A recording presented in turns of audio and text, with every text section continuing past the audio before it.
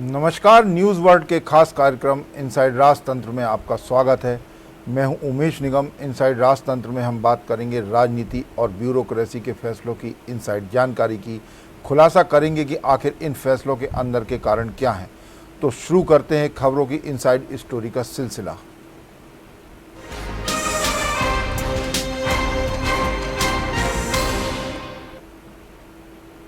मध्य प्रदेश का वन विभाग अपनी ही लापरवाहियों के चलते पुराने संसाधनों से जंगलों और वन्य जीवों की सुरक्षा करने को मजबूर है।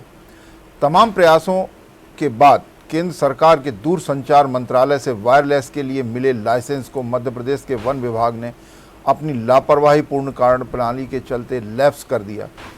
अब फिर वायरलेस के लाइसेंस के वास्ते नए सिरे से केंद्र सरकार में पूरी कवायद करना पड़ेगी।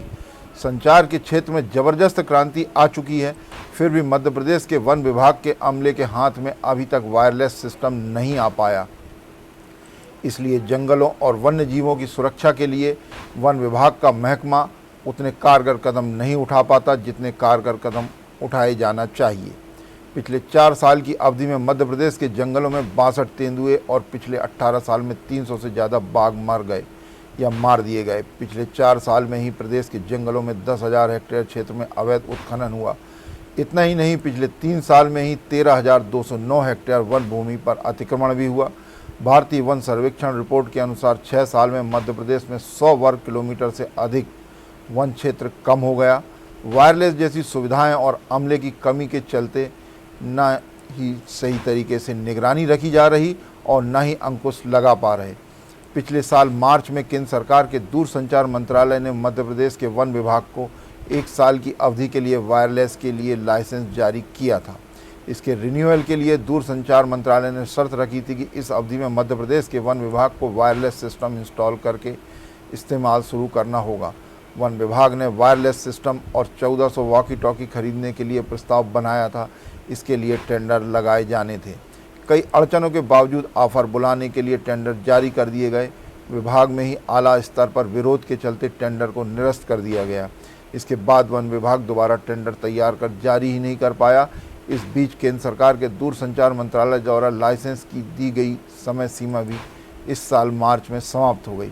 अब लाइसेंस नवीनीकरण के बाद ही वन विभाग वायरलेस सिस्टम के लिए आगे की कार्रवाई कर सकेगा। लाइसेंस रिन्यूअल कराने के लिए भी एक बार फिर दूरसंचार मंत्रालय में मशक्कत करना पड़ेगी।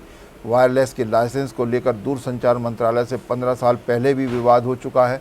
वर्ष 2007 में वन विभाग ने दूरसंचार से लाइसेंस और फ्रीक्वेंसी ले ली थी। लाइसेंस शुल्क के वन विभाग को 35 करोड़ रुपए जमा कराने थे, लेकिन वन विभाग ने यह राशि लंबे समय तक जमा नहीं कराई।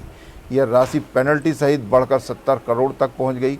वर्ष 2010 तक राशि अदा नहीं करने पर दूरसंचार मंत्रालय ने लाइसेंस निरस्त कर फ्रीक्वेंसी रोक दी थी। बमुश्किल अभी लाइसेंस मिला था, लेकिन वन विभाग के अधिकारियों की लापरवाही के चलते फिर लाइसेंस लैप्स हो गया। इसी विषय पर हमारे साथ जुड़ेंगे वरिष्ठ पत्रकार गौरव चतुर्वेदी। गौरव चतुर्वेदी जी, आपका स्वागत है। जी नमस्कार। गौरव जी, आपको क्या कारण लगते हैं कि वन विभाग जो है वायरलेस सिस्टम शुरू नहीं कर पा रहा है? और पहले भी प्रयास हुए, वो भी फेल हो गए। अभी फिर वन विभाग ने प्रयास किए वायरलेस सिस्टम को लेने के लिए। इसके लिए फ्रीक्वेंसी भी ले ली गई थी और लाइसेंस भी केंद्र सरकार के दूरसंचार मंत्रालय से ले लिया गया था, लेकिन फिर नहीं हुआ और अंततः वो लैप्स हो गया और लाइसेंस भी अब दोबारा नए सिरे से फिर तीसरी बार कवायद करना होगी। क्या कहेंगे?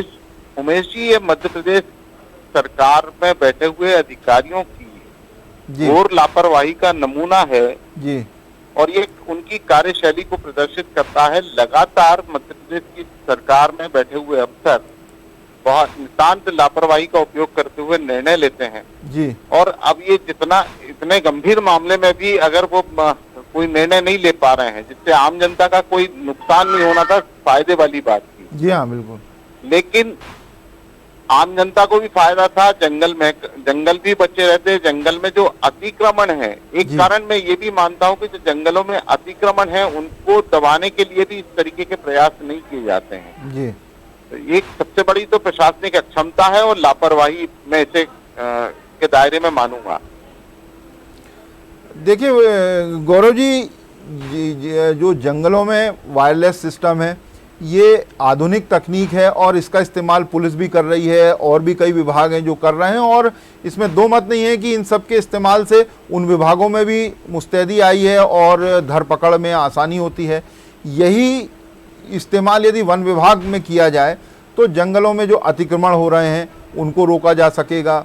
इसके अलावा वन्य जीवों का शिकार हो जाता है कई बार, और क्यों मारे जा रहे हैं उनके कारणों का भी खुलासा होगा।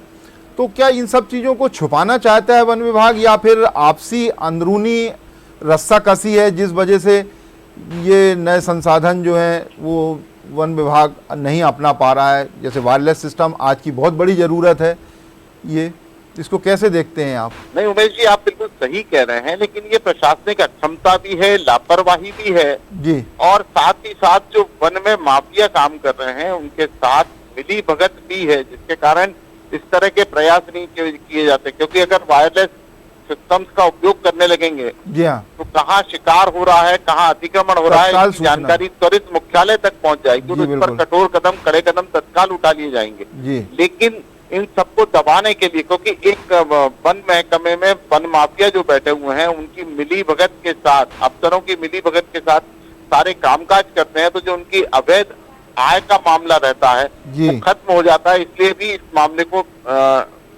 में देरी की गई और लापरवाही बरती। गौरव जी, एक बात ये भी कही जा रही है विभाग के जो अन्य अधिकारी हैं उनसे चर्चा करने पे, कि जो बड़े अफसर हैं आमतौर पर जैसे नियुक्ति वाले मामले को लेके वो टालते रहते हैं और नियुक्तियां नहीं होती हैं, और यही कारण है कि बहुत सारे विभागों में बहुत सारे पद खाली हैं।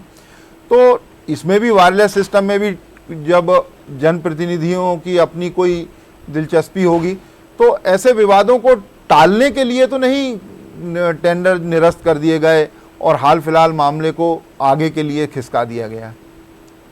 उमेश जी, ये स्थिति तब है जब मध्य प्रदेश में लगातार मुख्यमंत्री विभागीय समीक्षा करते हैं। हर 2 महीने 3 महीने में विभागीय समीक्षा करते हैं, हर सप्ताह वो एक कैबिनेट बैठक करते हैं जी। और इतनी बड़ी समस्या आने के बाद, इतना बड़ा लैकुना आने के बाद भी अगर मुख्यमंत्री तक यह बात नहीं पहुंच पा रही है तो इसमें कहीं ना कहीं मैं राजनीतिक व्यक्तित्व को भी दोषी मानता हूं। जो विभाग के मंत्री हैं उन्होंने भी कहीं ना कहीं इसमें लापरवाही बरती, या तो उनके पास जानकारी नहीं पहुंची, और अगर जानकारी पहुंची तो उन्होंने इसे दूर करने के लिए कोई कड़े कदम नहीं उठाए। क्योंकि वन विभाग के जो बहुत ही अधिक वरिष्ठ अधिकारी रहते हैं जी, उनकी नियुक्ति का अधिकार सीधे सीधे मुख्यमंत्री के हाथ में है। जी हाँ, बिल्कुल। और मुख्यमंत्री के हाथ में होने के बाद जब उनका जो परिणाम नीचे तक जाता है, अगर वहां कोई गड़बड़ी होती है तो उसका ठीकरा मुख्यमंत्री के ऊपर फूटता है। तो ऐसी स्थिति में मैं मुख्यमंत्री को भी जवाबदार मानते हुए उनकी अक्षमता की ओर इशारा करना चाहूंगा। गौरव जी, जंगल महकमे के बारे में ये तो रही वायरलेस सिस्टम की बात। बाघ जो है मध्य प्रदेश में संख्या भी बढ़ रही है, टाइगर स्टेट का दर्जा मिला हुआ है, और जब 2022 में जो गणना होगी उसमें भी उम्मीद जताई जा रही है कि टाइगर स्टेट का दर्जा फिर बरकरार रह सकता है। कर्नाटक बिल्कुल पीछे पीछे चल रहा है, लेकिन मध्य प्रदेश में जैसे बाघों की संख्या बढ़ रही है, बढ़ने के साथ साथ देश में सबसे ज़्यादा बाघ मरने की भी जो घटना है वो मध्य प्रदेश में ही होती है। जबकि कर्नाटक इस मामले में बेहतर स्थिति में, वो मध्य प्रदेश से टाइगर के आंकड़ों में कम जरूर है, लेकिन वहाँ बाघों के मारे जाने का जो सिलसिला है वो मध्य प्रदेश से बहुत ज़्यादा कम है। तो कहीं ना कहीं ये भी लगता है कि वन्य जीवों के रख रखाव और उनके संरक्षण के लिए वन विभाग के अमले को जो कारगर कदम मध्य प्रदेश में उठाने चाहिए वो नहीं उठाए जा रहे हैं। यही कारण है कि आए दिन वन्य जीव मारे जा रहे हैं, बाघों की इतनी बड़ी संख्या मारी गई, बाघ इतनी बड़ी संख्या में मारे गए। कैसे देखते हैं आप इसको?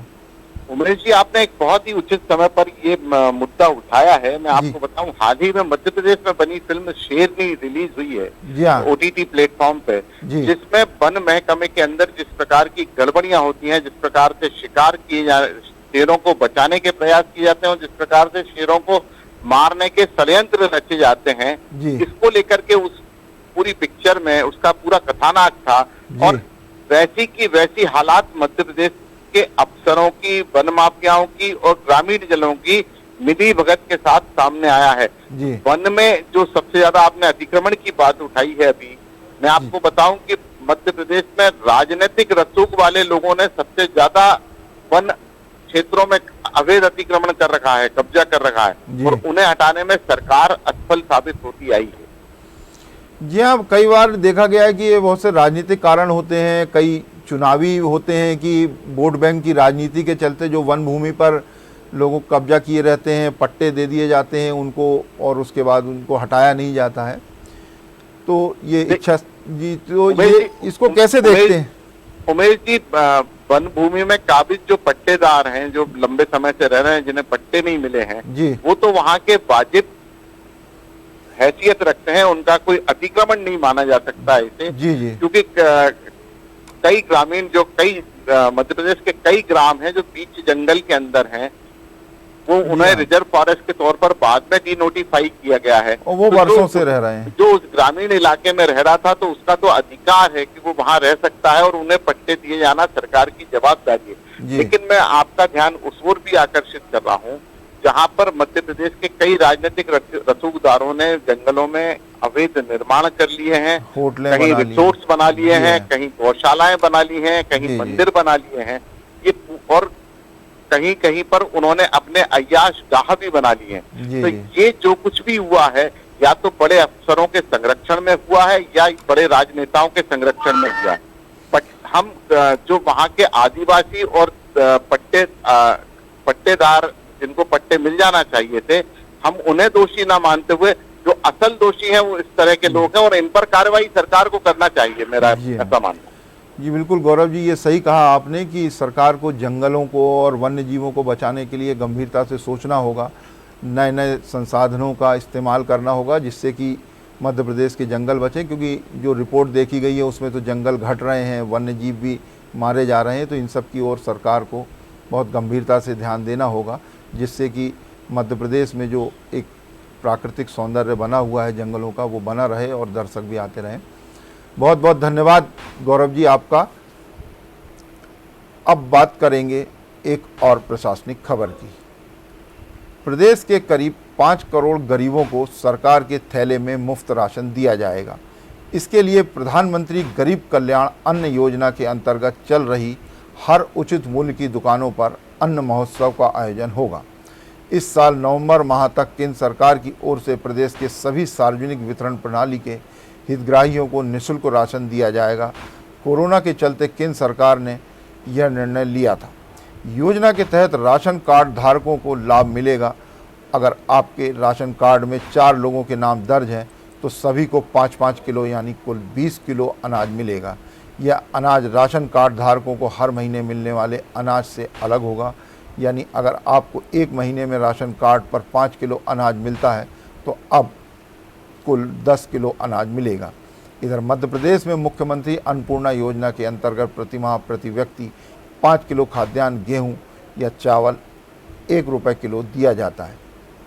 साथ ही 1 किलो नमक और 1 किलो शक्कर भी दी जा रही है। प्रधानमंत्री गरीब कल्याण योजना के साथ ही मुख्यमंत्री अन्नपूर्णा योजना का भी लाभ राशन कार्ड धारियों हितग्राहियों को मिलता रहेगा। प्रदेश में 25,423 उचित मूल्य की दुकानें हैं जिसमें पात्र परिवार 1 करोड़ 13 लाख हैं और कुल हितग्राही 4 करोड़ 81 लाख हैं जिनको इस योजना का लाभ मिल रहा है। राज्य सरकार प्रदेश भर में हितग्राहियों को योजना का लाभ देने के लिए हर महीने 2,62,000 मीट्रिक टन खाद्यान्न का आवंटन करती है। इसके साथ ही हर महीने 1,450 मीट्रिक टन शक्कर और 11,326 मीट्रिक टन नमक भी उचित मूल्य की दुकानों पर दिया जाता है जिससे उचित मूल्य की दुकानों पर हितग्राही इन अनाज को ले सकें। प्रदेश में करीब 5 करोड़ गरीबों को सरकार के थैले मुफ्त में दिए जाएंगे। इसमें जो राशन योजना के तहत दिया जाता है वो राशन को भरकर हितग्राहियों को मुहैया कराया जाएगा। ये मध्य प्रदेश सरकार ने इस तरह का प्रावधान पहली बार किया है कि सामान के साथ राज्य सरकार अपनी योजनाओं का थैला भी देगा। मुख्यमंत्री अन्नपूर्णा योजना का भी पीएम गरीब कल्याण योजना के साथ लाभ मिलेगा। प्रदेश में 25,423 उचित मूल्य की दुकानें हैं। इन योजनाओं के पात्र परिवार 1 करोड़ 13 लाख हैं जबकि कुल हितग्राही 4 करोड़ 81 लाख हैं। कोरोना काल में केंद्र सरकार ने भी खाद्यान्न देने की योजना की है जिसको प्रधानमंत्री नरेंद्र मोदी ने कल ही नवंबर तक बढ़ा दिया है।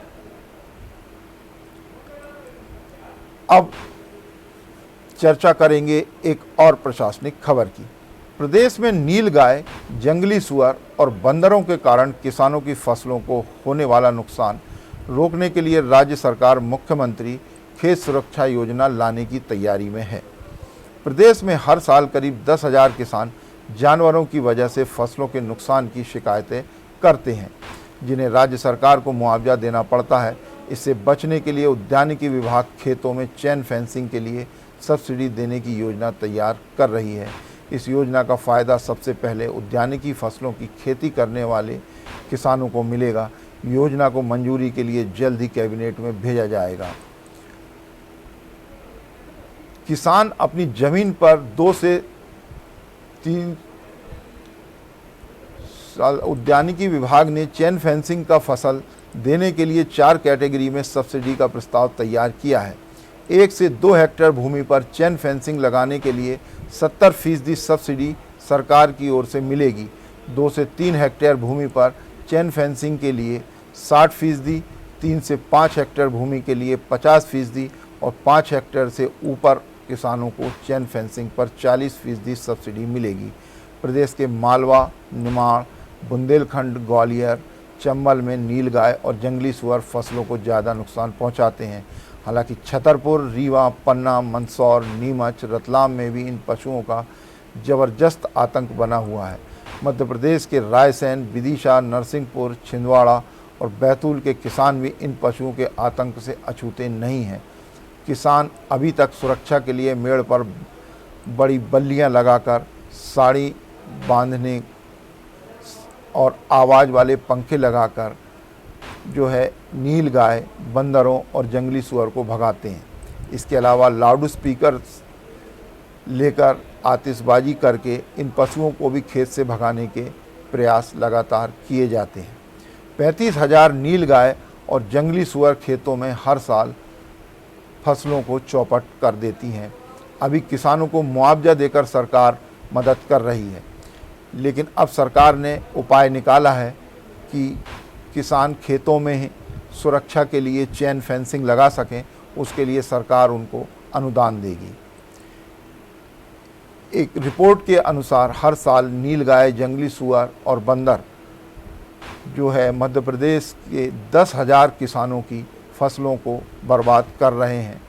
इनको सरकार मुआवजा देकर भरपाई करती है। हालांकि जितनी फसल बर्बाद होती है उस अनुपात में उन्हें मुआवजा नहीं मिल पाता है। नुकसान किसानों का ये जो जंगली जानवर हैं ज़्यादा कर जाते हैं। जंगली जानवरों से फसल बचाने के लिए खेत के चारों ओर चेन फेंसिंग लगाने का सरकार ने प्लान बनाया है। इस चेन फेंसिंग को मुख्यमंत्री खेत सुरक्षा योजना के तहत सब्सिडी देने का प्रस्ताव उद्यानिकी विभाग द्वारा तैयार कर लिया गया है। जल्द ही यह प्रस्ताव मंजूरी के लिए कैबिनेट में जाएगा। अभी किसान जो हैं वो परंपरागत तरीके जो बरसों से वो करते आए हैं उनसे ही इन पशुओं को रोकने का प्रयास करते हैं। हालांकि वो उसमें उतने सफल नहीं होते हैं। उसके बावजूद जो है ये जो नीलगाय, जंगली सुअर और बंदर सहित और भी जो जंगली पशु हैं वो खेतों में खड़ी फसल को अक्सर बर्बाद करते रहते हैं।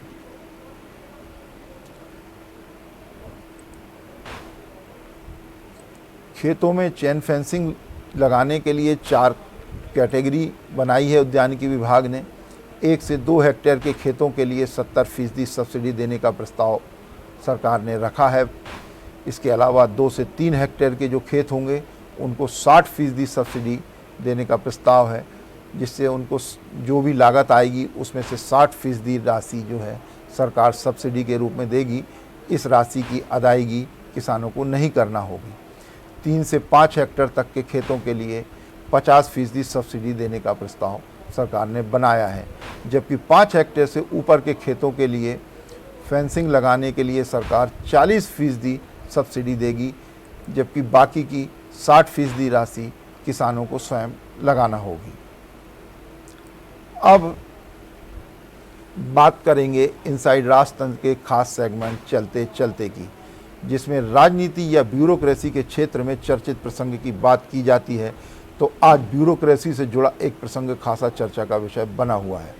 आजकल सत्ताधारी दल में जो कुछ हो रहा है उसको देखकर लोगों के मुंह से एक ही बात सुनने को मिल रही है, कुछ तो खिचड़ी पक रही है। अब ये खिचड़ी लोगों को परोसी जाएगी या फिर पकते पकते जल जाएगी, आने वाले दिनों में इसका भी खुलासा हो जाएगा।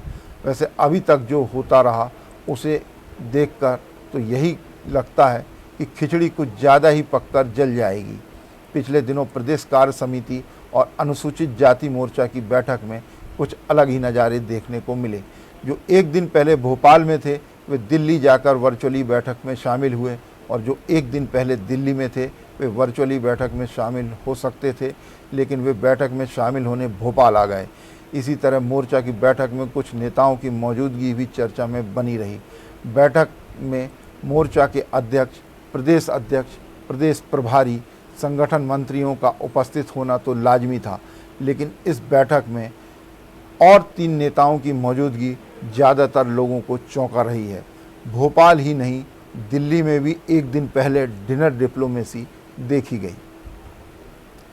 इनसाइड राजतंत्र में आज बस इतना ही। कल फिर मिलेंगे राजनीति और ब्यूरोक्रेसी के कुछ नए फैसलों के इनसाइड स्टोरी के साथ। तब तक के लिए मुझे दीजिए इजाज़त और आप देखते रहिए न्यूज़ वर्ल्ड।